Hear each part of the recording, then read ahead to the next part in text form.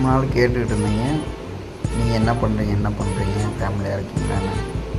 Family இல்லைங்க, bachelor, தனியாக தான் இருக்கேன். தனிமை ஒரு மனுஷனை ரொம்ப சிந்திக்குதுங்க. நமக்கு யார் துரோகம் பண்ணுறா, யார் நல்லது பண்ணுறா அப்படிங்கிறது தனிமை எடுத்து காட்டும். ஒன்றுமே இல்லைங்க, எக்ஸாம்பிள் நான் சொல்கிறேன். இவ்வளோ க்ளோஸாக இருந்தாலும் சரி, டக்குன்னு போயிட்டு ஒரு 10,000 வேணும்னு கேட்டு பாருங்களேன், இல்லை மச்சான் அப்படின்னு. அதே மாதிரி தான் ஒரு வீட்டில் போய் சாப்பிட்டு பாருங்களேன், ஒரு நாள் 2 நாள் ஓகே, அதுக்கப்புறம் கண்டுக்க மாட்டாங்க. அதுதாங்க வாழ்க்கை. அதனால் உறவுகளை இழந்துடாதீங்க, அப்பா அம்மாவை இழந்துடாதீங்க. என்னோட சின்ன ஒரு அட்வைஸ் எல்லாரும்.